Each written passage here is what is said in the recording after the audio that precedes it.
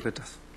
Bien, yo voy a intentar hacer una presentación sobre uno de los autores más complejos probablemente de la literatura chilena, que sea también suficientemente clara, espero, para quienes no son expertos en literatura y que no se dedican a la poesía, porque naturalmente tenemos un público de carácter multidisciplinar. Y me voy a ayudar por lo mismo de tres medios. Primero, la ponencia que he preparado para esta ocasión y que es lo que todos mis colegas están haciendo. A diferencia de la explicación que han dado en general mis colegas antes, que han dicho que Luis les encargó determinados trabajos, yo puedo decir exactamente lo contrario, y es que este es un tema que yo elegí libremente, y por la sencilla razón de que me interesa muchísimo el trabajo intelectual y literario de Enrique Lihn. La segunda herramienta que voy a utilizar es el tradicional PowerPoint, con algunas imágenes y textos que nos ayuden en la lectura, y en tercer lugar, al finalizar la presentación, una selección de imágenes, un pequeño video de 4 minutos de duración, 4,5 minutos de duración, que con ayuda de Arturo Figueroa hemos preparado para esta ocasión. Muy bien. Bien, yo tenía dudas en realidad en el título de este trabajo, porque tiene un título muy formal, se llama Enrique Lihn, el intelectual, esa es la firma clásica de Enrique Lihn, y tenía mis dudas porque había pensado denominar a esta presentación Enrique Lihn, el intelectual, o Avanzar sin Tarzán. Y esto tenía un sentido que voy a explicar de inmediato. Estoy seguro que Lihn, con su impecable sentido lúdico, me perdonaría si yo hubiese simplificado el subtítulo de mi presentación como Avanzar sin Tarzán. Simplemente ocurre que detrás de los gestos rupturistas de Lihn se hace explícita una profunda crítica a toda forma de autoritarismo y de defensa de la libertad creadora e intelectual. El gesto tiene también una huella que apunta a la condición multifacética de Lihn. Entre muchas otras acciones, participó de diversas performances o happening, entre las que se cuenta la realización del video artístico Adiós a Tarzán, en el año 1984. Filmado a propósito de la muerte de Johnny Weissmuller, el único y verdadero Tarzán, entre otras razones porque terminó creyendo que era efectivamente quien había dicho que era en decenas de películas. Esta paradoja debe haber sido especialmente del gusto de Lihn, porque encarnaba la idea tantas veces buscada por el arte y la literatura de romper las fronteras entre la ficción y la vida. Este es Lihn el año joven, él nació el año 1929, y este es un Lihn ya mayor, no todavía cercano a su muerte, que fue el año 1988. Voy a mostrar algunas imágenes de ciertas cosas de las que voy a hablar durante mi presentación, para que ustedes tomen una idea. Esta es parte de la abundante obra poética primero, narrativa después y ensayística en tercer lugar de nuestro autor. Se trata de una obra abundante, diversa, variada, porque además de estos géneros, poesía, narrativa y ensayo, Lihn hizo cómics e hizo diversas realizaciones de carácter teatral, videístico y otras. He marcado en azul los textos sobre los cuales preferentemente voy a hablar. Poesía de paso, escrito en Cuba, La musiquilla de las pobres esferas, París, situación irregular, El paseo ahumada, La aparición de la Virgen, en la secuencia que voy a seguir en su poesía. No me voy a referir mucho en realidad a su narrativa, y voy a tomar naturalmente como base de su pensamiento intelectual ensayístico un conjunto de artículos que Lihn fue publicando a lo largo de su vida, que se reunieron gracias al excelente trabajo de Germán Marín en este libro que se llama El circo en llamas. Recientemente además acaba de publicar un volumen también muy extenso, para quienes no lo conocen, que son los escritos de arte de Enrique Lihn, un excelente trabajo.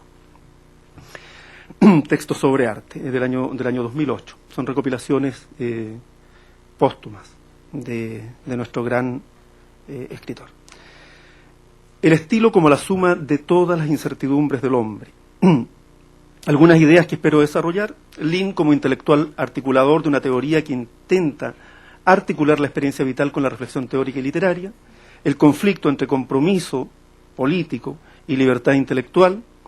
Lihn y la relación entre el discurso de la historia y el discurso de la literatura. Y Lihn como artista interdisciplinario plurigenérico. Algunas imágenes de Lihn. Estos son algunos de sus libros.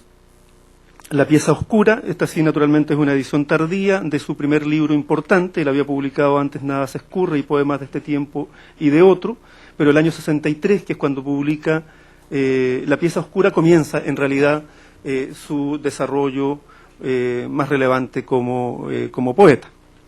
El video que vamos a escuchar al final justamente está basado en el clásico poema de ese libro, que se llama, igual que el libro, La pieza oscura. Otro de los libros sobre el que voy a hablar, Enrique Lihn, en La musiquilla de las pobres esferas, A partir de Manhattan, texto que fue publicado cuando Lihn cumplió 50 años.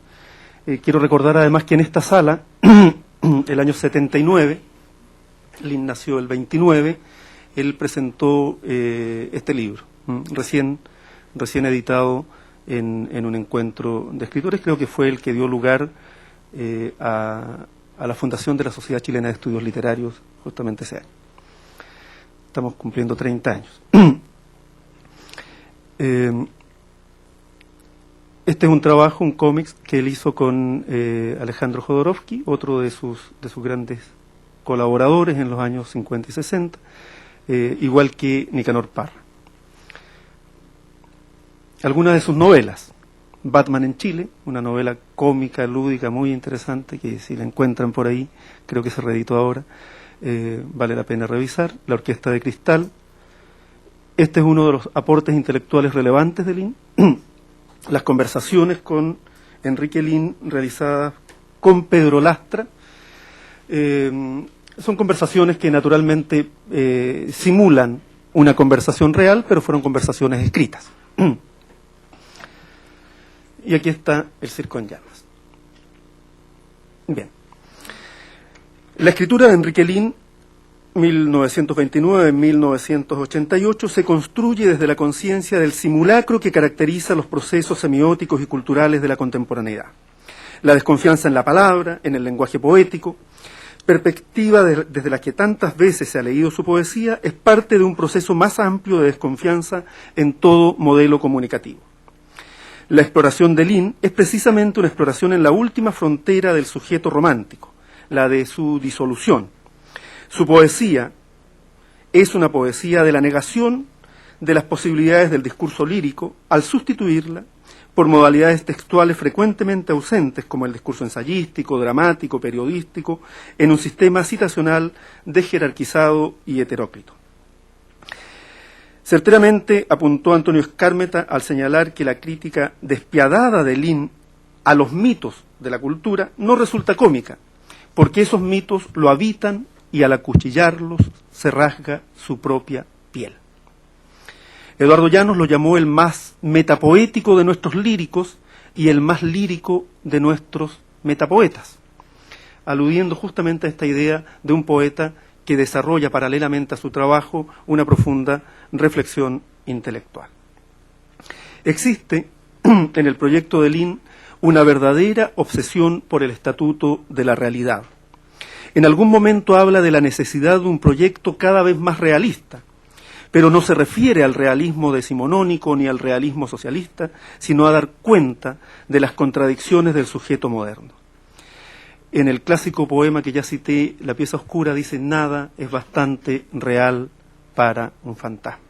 Los estudiantes de literatura que encuentren ese verso citado en la contrasolapa primera de la nueva novela de Juan Luis Martínez se darán cuenta que en realidad no es de Juan Luis Martínez, sino de Enrique Lihn. Nada es bastante real para un fantasma. O en Escrito en Cuba, del año 68, dice: lo real ha invadido lo real. En eso estamos todos de acuerdo, en que no hay escapatoria posible. Y este es uno de los núcleos del trabajo de Lin. Esto es esa preocupación obsesiva por intentar dar cuenta de la complejidad de la realidad, o del discurso de lo real, para ser más preciso. En una compleja, bueno, vamos a intentar hacer una pequeña arqueología y voy a distinguir algunas etapas en el trabajo de Lin. Primero, o en la primera parte, la he denominado hacia la superación del subjetivismo abstracto. En una compleja trabazón de propuestas, la escritura de Lin constituye uno de los ejes de la literatura hispanoamericana de la segunda mitad de este siglo y visiblemente es el poeta más influyente en las promociones de escritores que irrumpen en las últimas décadas en Chile. Su poesía, novelas, cuentos, ensayos y entrevistas, así como sus performances teatrales y en menor medida sus videos y cómics, dan cuenta de un trabajo que se sitúa en los límites que se establecen entre literatura, realidad y literatura y vida como signos epocales. En las próximas páginas esperamos configurar los principales estadios de su evolución intelectual, si es posible hablar de una evolución, estableciendo que los tres ejes que distinguimos se articulan a lo largo de toda su trayectoria intelectual. Hacia la superación del subjetivismo abstracto. En definición de un poeta, que es un ensayo que se publicó el año 66 en Anales de la Universidad de Chile, el número 137, primer ensayo sistemático sobre su poética, encontramos a un Lin en conflicto. Por una parte desconfía de los grandes sueños emancipadores de la literatura, por otra rescata todavía en ella cierta capacidad para entrever desde la mala conciencia, desde una conciencia negativa, la crisis de la sociedad contemporánea. En mi opinión, Lin trata de conciliar con obvias dificultades la libertad del escritor con la imposición de un programa estético de cuño marxista. Expresión de esta búsqueda es su participación en temas de política cultural. La Revolución Cubana, el caso Padilla y la vía chilena al socialismo son temas fundamentales para comprender esta primera etapa. Como es sabido, Lin se suma desde una opción siempre crítica al proyecto socialista chileno y latinoamericano. Sus primeros escritos de política cultural sintonizan con la Revolución Cubana y con la vía chilena al socialismo, más cercano siempre a esta última que a la primera.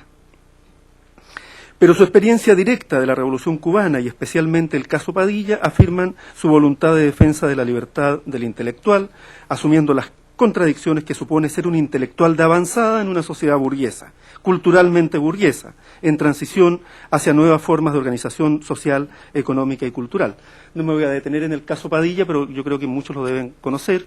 Es un poeta, autor de un libro relevante de la poesía cubana, Fuera de Juego, que producto de discrepancias con la política cultural del gobierno cubano, tuvo que realizar un acto de arrepentimiento público muy conflictivo, muy polémico, y posteriormente salió al exilio. Dice Lin, en definición de un poeta: quien sufre de un insomnio demasiado profundo que le impide compartir el sueño de la razón, estará en situación de imaginar los monstruos que engendrará ese sueño, padeciéndolos por adelantado, pero no de prevenir a los demás de un mal que solo él parece afectado.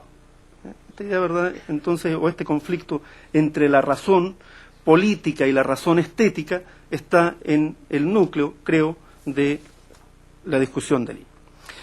Creo que para situar adecuadamente la posición de Lin es necesario relacionar sus propuestas con las estéticas del realismo social, de fuerte impacto entre los artistas del momento y en sus propias opciones políticas, sobre todo en el contexto que sigue a la Revolución Cubana. Lin, incapaz en realidad de creer en empresas totalizadoras o reivindicadoras del desorden del mundo como nuevo saber, hace propia la expresión de Rimbaud de que la literatura es una idiotez, y que sirve de epígrafe de otro de sus ensayos sobre estética y política cultural, que se llama Autobiografía de una escritura.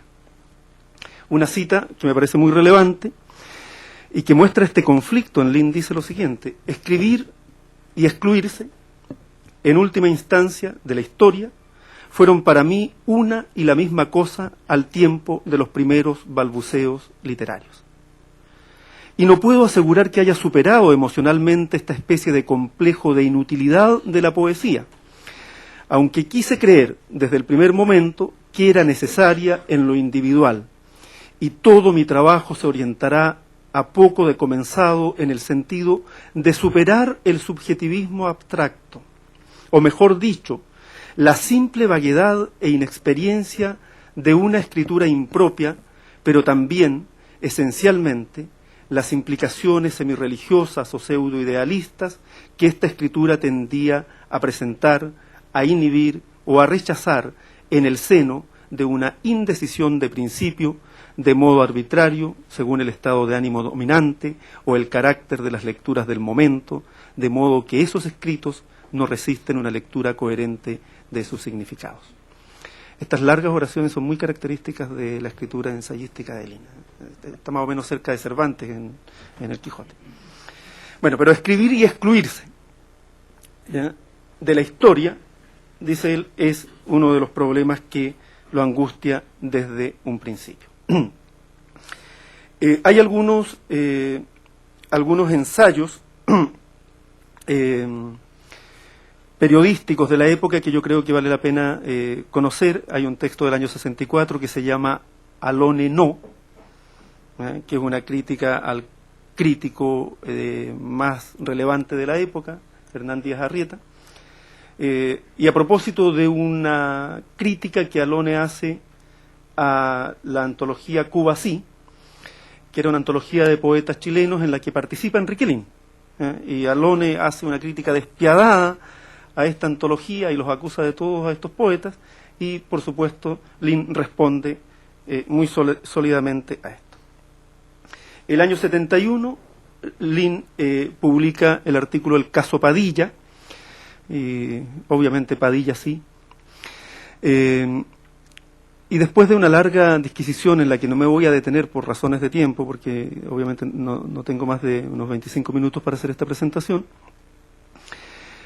dice Lin, nos preguntamos por qué, en lugar de abrumar tardíamente a sus intelectuales, la revolución cubana no se apoyó en ellos para proyectar y sacar adelante una política cultural adecuada a las circunstancias, sin recurrir a un verdadero ritual primitivo, hecho de ocultamientos, confesiones y mistificaciones. Estamos hablando de un intelectual de izquierda y plenamente metido en el tema del avance de las ideas socialistas en Latinoamérica, pero que ante esta situación se obliga a plantearse en esos términos.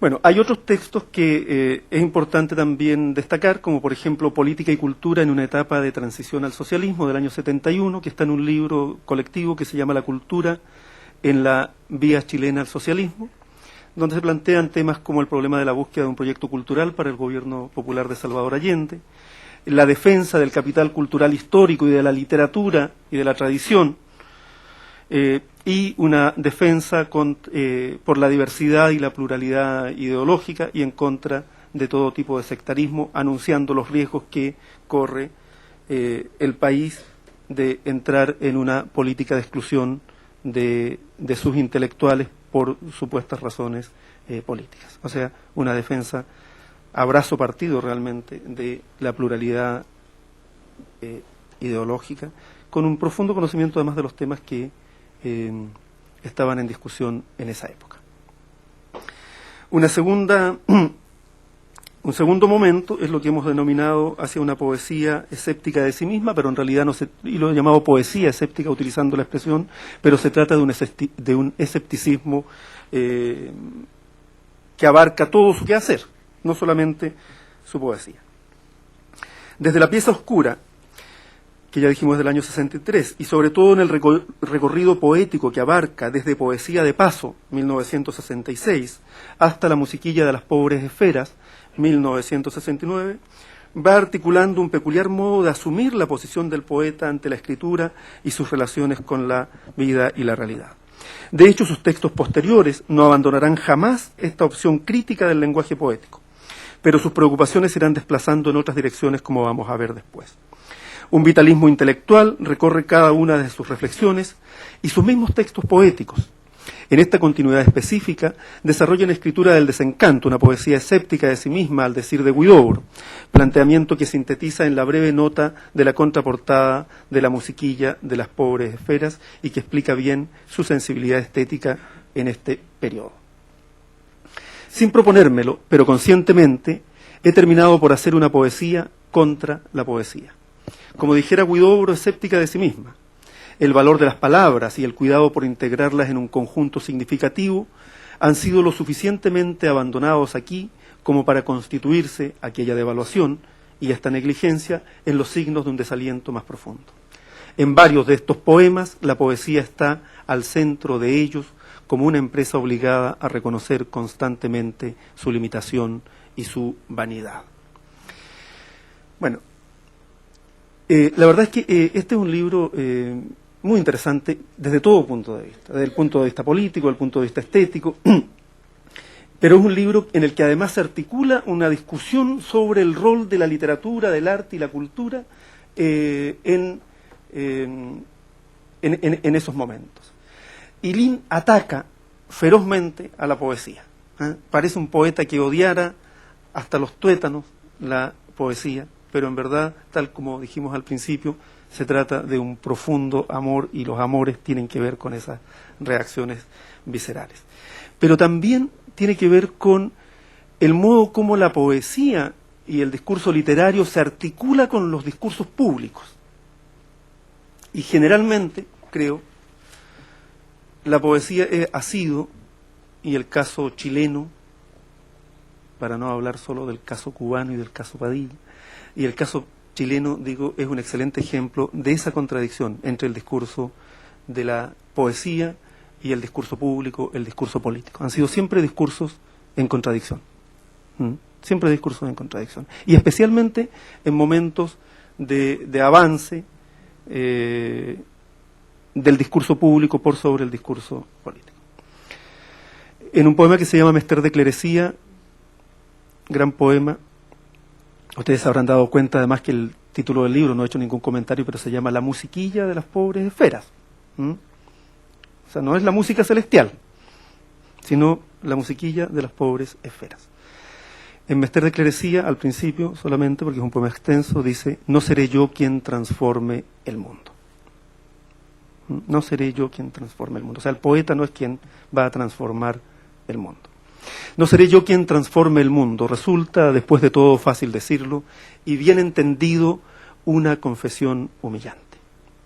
Puesto que admiro a los insoportables héroes, y nunca han sido tan elocuentes, quizá, como en esta época llena de sonido y de furia, sin más alternativa que el crimen o la violencia. Que otros, por favor, vivan de la retórica.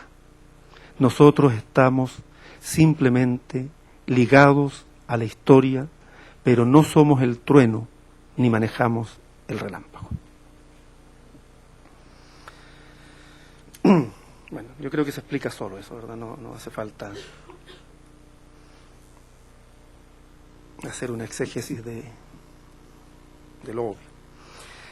Bueno, y tercero, una escritura situada. La realidad es la única película que nos quita el sueño.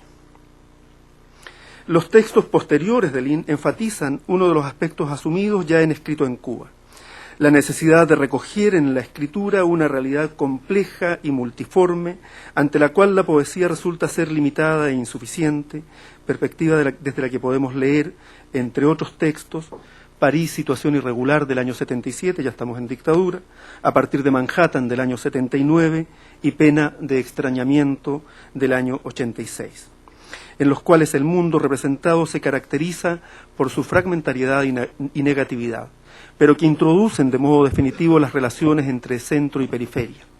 Lo propio ocurre con El paseo Ahumada, otro libro del año 83, y La aparición de la Virgen, del año 87. Ya vamos a ver qué tan situados, qué tan concretos son estos textos, y terminan de alguna manera dando cuenta de esa búsqueda final de Lin de dónde está lo real, y encontrarlo. Como respuesta a los procesos de modernización forzada impuesta por la dictadura durante los años 80. Se trata de una escritura que testimonia los efectos de una política económica y una lógica represiva y falsificadora del cuerpo social, por lo que la relación entre centro y poder y el margen es algo más que una metáfora de las relaciones culturales. Desde otro punto de vista, la tesis de la marginalidad individual y social del escritor, que hace uso de un lenguaje que a nadie le importa y que para nada sirve, estoy citando a Lin, no puede sino llevar al planteamiento de la marginalidad de la escritura misma y la plasmación de un producto literario concebido como un complejo discursivo resultante de un proceso de acumulación de diversos registros y residuos lingüísticos y textuales. De ahí que uno de los aspectos centrales de su reflexión encuentre su asidero en la construcción de un texto múltiple y heteróclito, en el cual coexistirán fragmentos del lenguaje tomados tanto de lo oral como de lo escrito.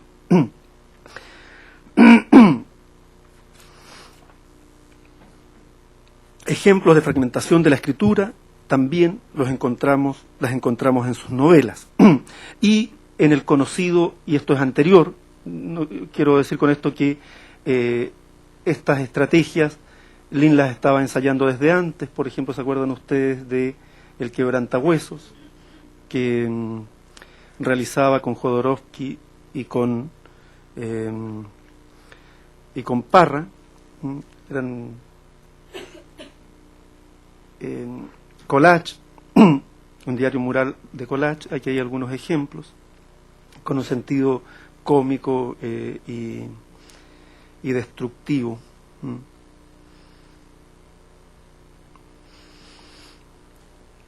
Bueno, estamos aquí.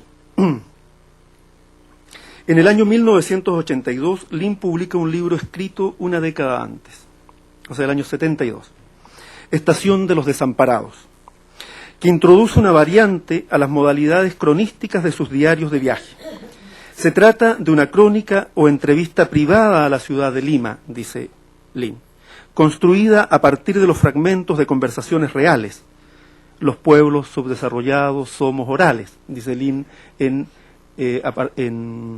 París, situación irregular, sostenidas con amigos peruanos sobre problemas de política contingente, poesía política y política en la que la poesía, que él mismo define como una intromisión valorativa, gratuita y poco diplomática en los problemas de un país hermano. Eso sería, dice en la presentación, este libro, Estación de los Desamparados, que está construido, y lo dice Lin, como una citación de conversaciones que él tuvo con amigos peruanos. Es del año 72, hay otro gran texto que recurre a estas mismas estrategias que hemos estudiado con más detención en otros momentos, no de la poesía chilena, pero sí cercana a la poesía chilena, me refiero a Taberna de Roque Dalton. Amigo, por cierto, de Lin, hay un gran poema a Roque Dalton en la musiquilla de las pobres esferas, el guerrillero poeta centroamericano.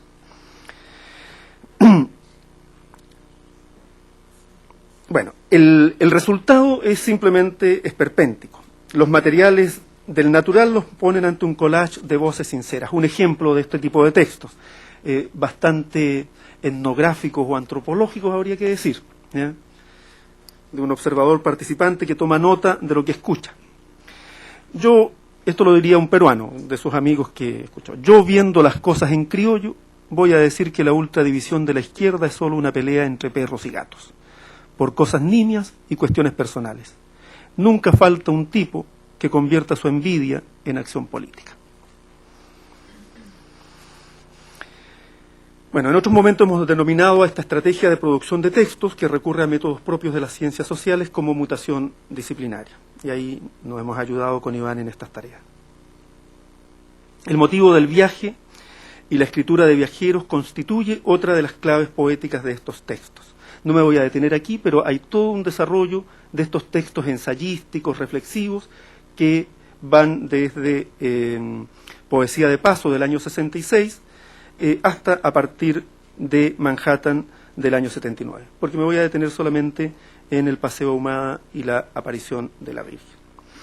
La publicación del Paseo Ahumada y la aparición de la Virgen, que como dijimos son textos, bueno, están los años ahí, esos 3 textos, completan el proyecto de una poesía y una reflexión urbana en el contexto dictatorial.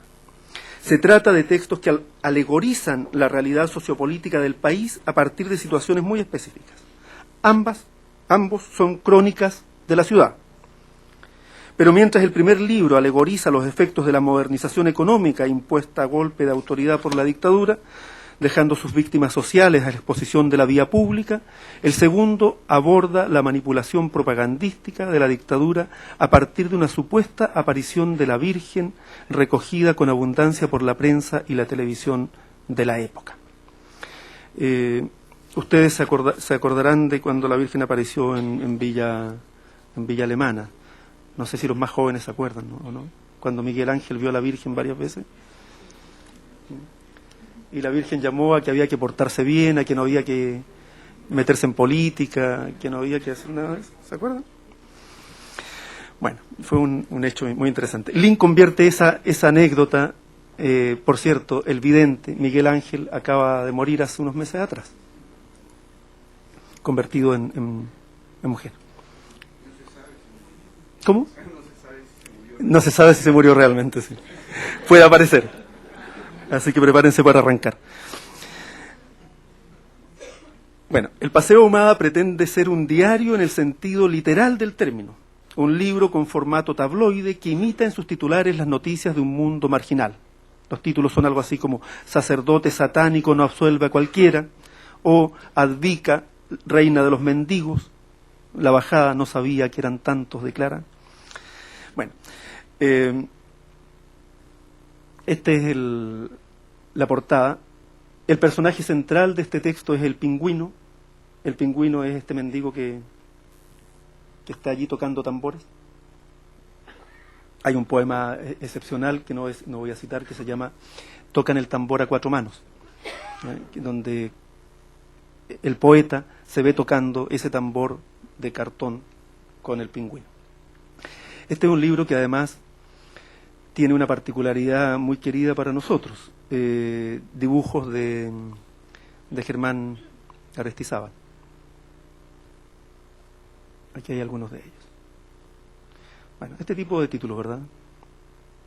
El loco suelto de la arena se hacía los sombreros con pingüinos. Como ustedes se darán cuenta, esto recuerda bastante los juegos del quebrantahuesos que vimos antes. Pero al final hay un texto ensayístico que a mí me parece muy, muy potente para entender en qué estaba pensando Lin en este momento. Solamente una cita un poco extensa, pero que creo muy valiosa. El Paseo Ahumada iba a ser la fiesta para el despegue económico, un espacio para la descongestión urbana. Se trataba de cultivar un oasis peatonal en medio de una ciudad tan próspera como vigilada. La vigilancia es lo único que recuerda el proyecto. Se la mantiene con armas y perros policiales. En todo lo demás ocurrió lo que tenía que ocurrir. El paseo es el pabellón en que se escribe el quiebre del modelo económico. Las vitrinas elevan los precios al infinito y los importadores de baratijas a precios votados inundan el suelo del paseo haciendo su negocio por medio de los héroes del trabajo. Y termina: entre la vida y el paro cardíaco, entre la letra y el borrón, entre el hambre y el plato de tallarines, nadie compra nada tan barato por uno de lentejas. Dicho todo lo cual, el autor de estas páginas, escritas con smog, agradece al diseño la oportunidad que le ha dado, fíjense ustedes, la oportunidad que le ha dado de escribir con las manos amarradas, proeza que quiere agregar a la que realizan día a día los subempleados y mendigos del paseo, sus semejantes, sus hermanos. Recordarán aquí la cita a Baudelaire, ¿verdad?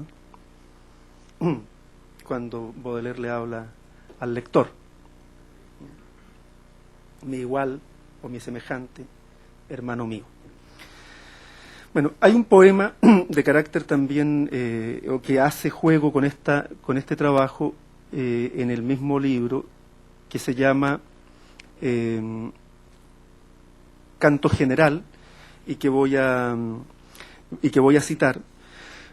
Canto general, si ustedes se fijan, está citando a Neruda, pero es un poema, ¿no? Es el canto general de Neruda que intenta contar toda la historia de América.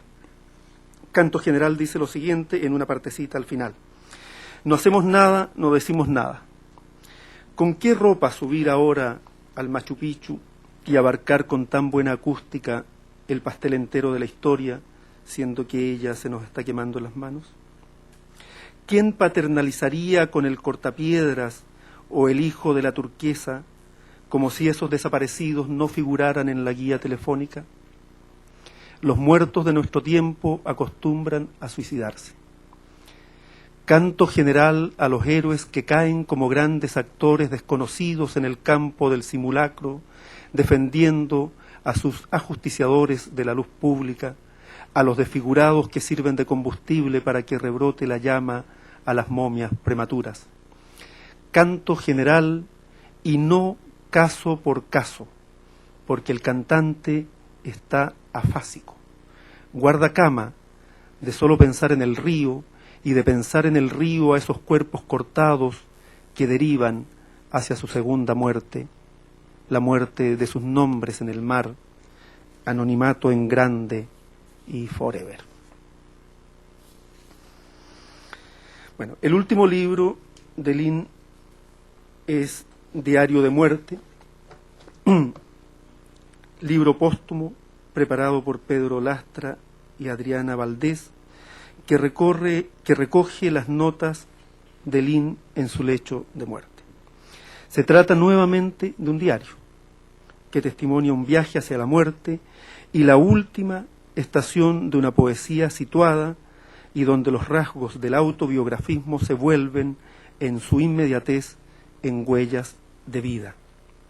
Si el libro se vuelve sobrecogedor, no es sólo porque asistamos a la exposición de una muerte, desde el sitio mismo en que se está produciendo, la escritura sobre un cuerpo, sino por la despiadada perspectiva de Lin, ajeno a todo tipo de conmiseraciones, decidido a no aceptar el consuelo, exige acabarse en su ley. Hay solo dos países, el de los sanos y el de los enfermos. Por un tiempo se puede gozar de doble nacionalidad. Desconfiado siempre de todo tiempo futuro, Lin optó por la inmediatez, por un presente cuya densidad solo era posible en el filo de la escritura. La escritura es precisamente en este instante la constatación de la vida. Escribir es escribir sobre un cuerpo, la mano que escribe llena el papel de signos, porque al fin y al cabo solo se puede escribir sobre la muerte y no desde la muerte.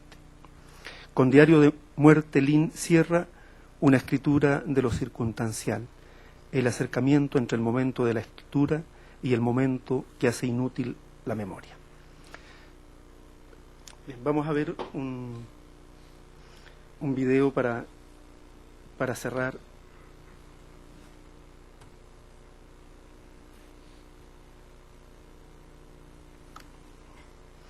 Para cerrar esta presentación, que ya se está haciendo demasiado extensa. ¿La vas a poner ahí? Como siempre hay que agradecerle a Arturo Figueroa este tipo de trabajo.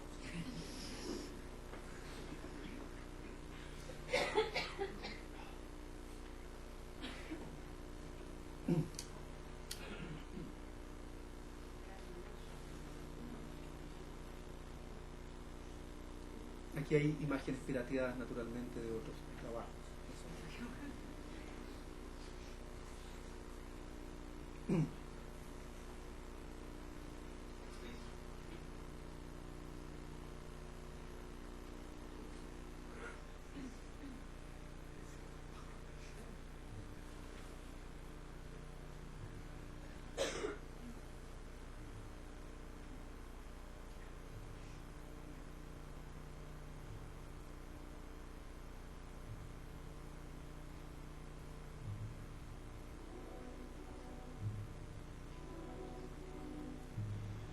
mixtura del aire en la pieza oscura, como si el cielo raso hubiera amenazado una vaga llovizna sangrienta.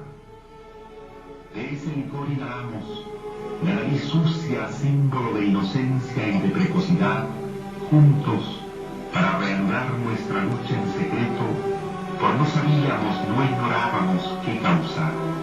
Juego de manos y de pies, dos veces villanos, pero igualmente dulces que una primera pérdida de sangre, vengada a dientes y uñas, o para una muchacha, dulces como una primera efusión de su sangre. Y así empezó a girar la vieja rueda, símbolo de la vida. La rueda que se atasca como si no volara entre una y otra generación, en un abrir de ojos brillantes y un cerrar de ojos opacos, con un imperceptible sonido musgoso.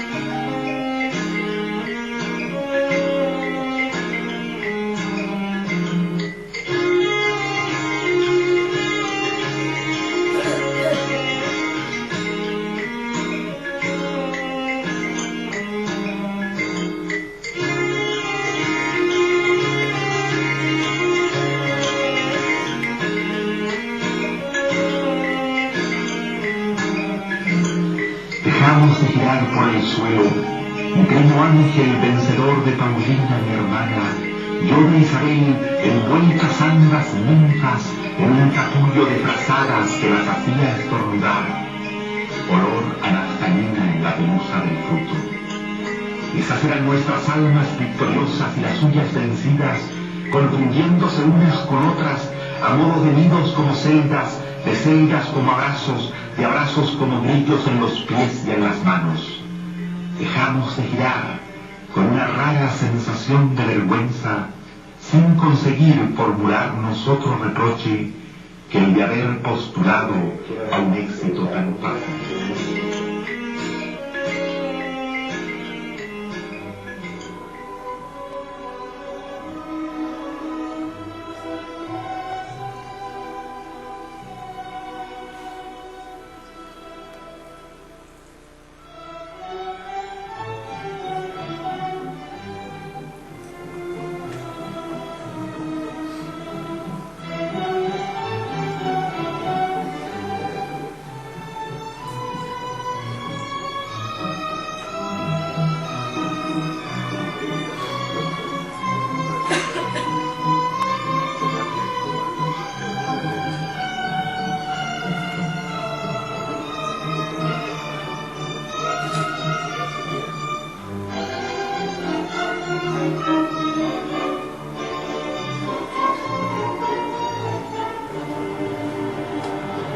En el contrasentido de las manecillas del reloj se desatascó la rueda antes de girar, y ni siquiera nosotros pudimos encontrarnos a la vuelta del vértigo cuando entramos en el tiempo como en aguas mansas, serenamente veloces. En ellas nos dispersamos para siempre, al igual que los restos de un mismo naufragio.